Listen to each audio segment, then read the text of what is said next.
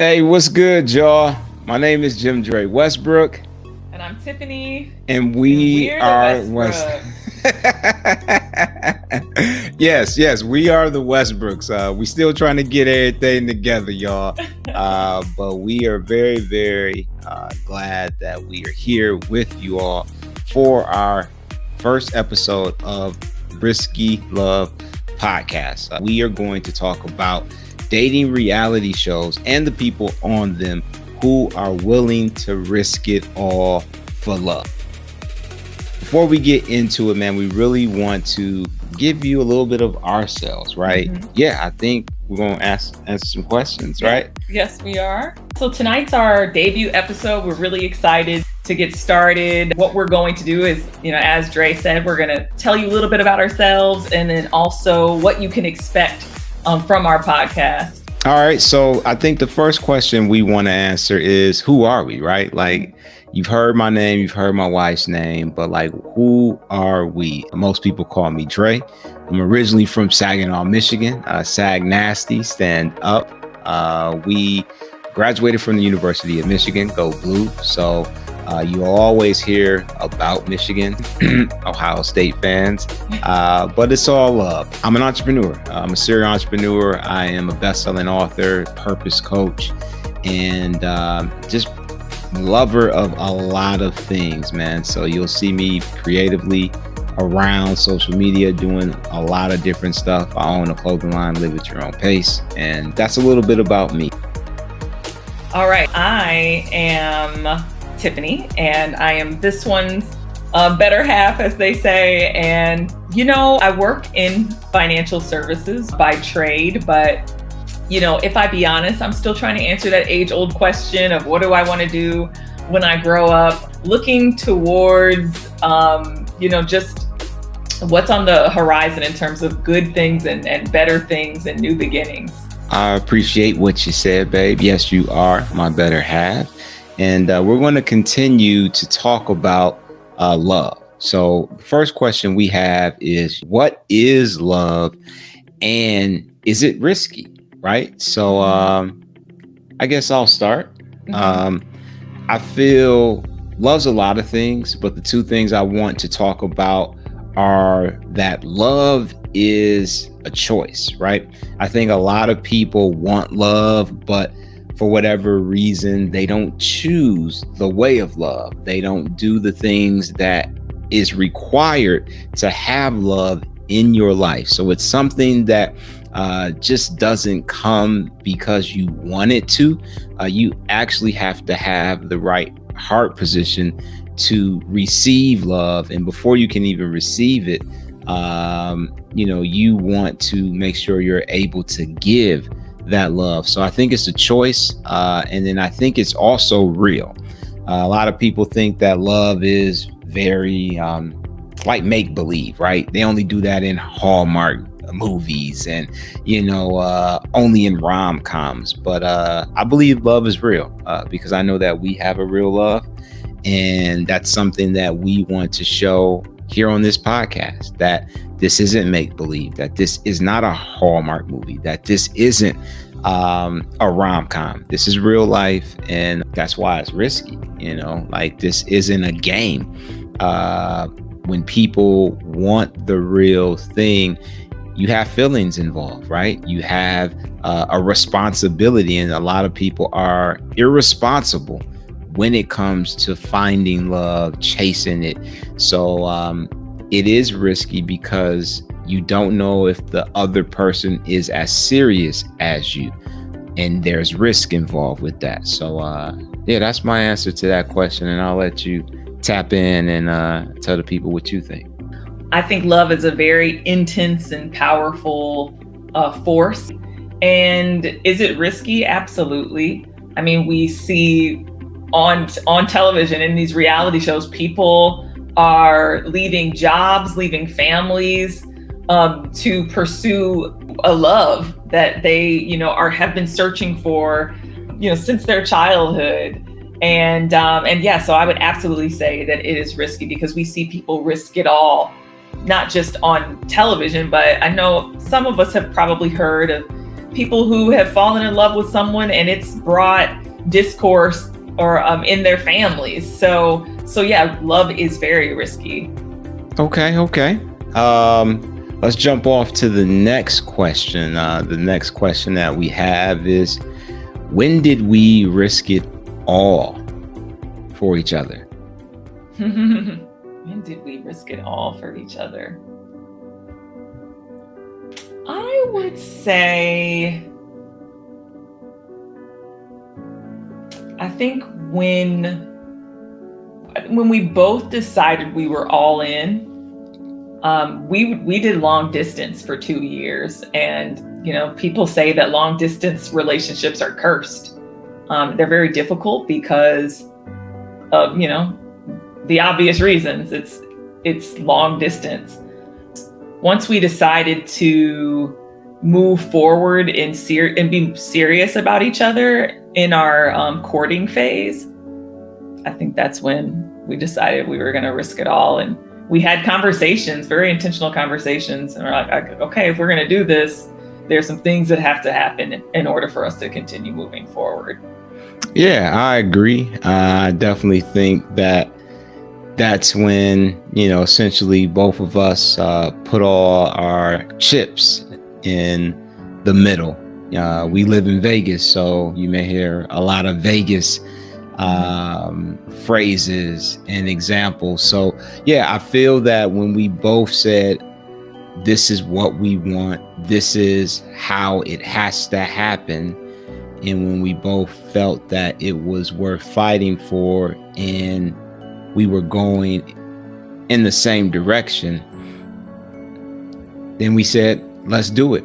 Hence us getting married at least a year before we thought we would.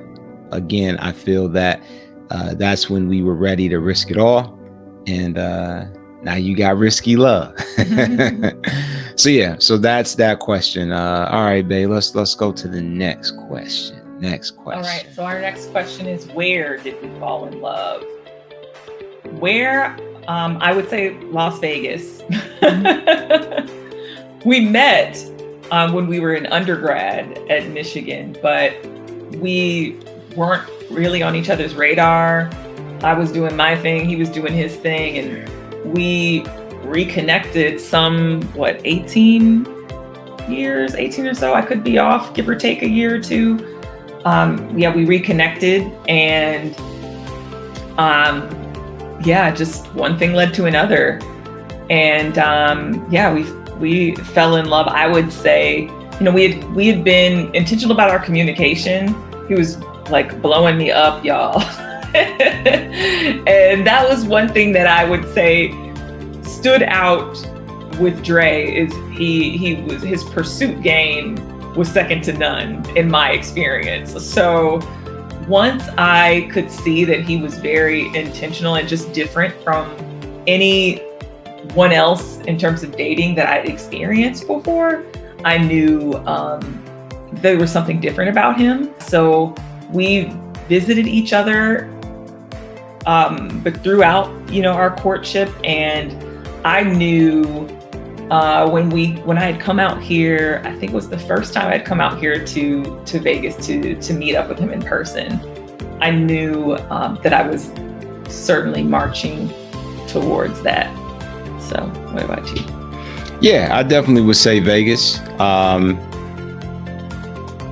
Our first time that we were out here together, I think that it was special. We didn't see each other for over a decade, and once that trip happened, I felt that it gave us something to look forward to. It wasn't just, okay, let me holler at you for the weekend and see you in another 15 years. I think it created a spark, like it lit a spark, and then the fire continued to keep burning. And yeah, I would say that's where we fell in love. Yes, I did blow her phone up, and she wasn't answering, which I ain't like that. And we had to do something about that. So clearly we did something about that, because we're together. We're the Westbrooks. It worked. So fellas, if you want something, you have to go after it. And then ladies, you have to be receptive. You have to be open to it and let that brother in who's showing you that he wants to be there for the right reasons. Agreed. Okay, next question. All right. How long have we been married? Yes. We got married July 28th. A very special date for us. And, now it's almost literally a little over a year and a half.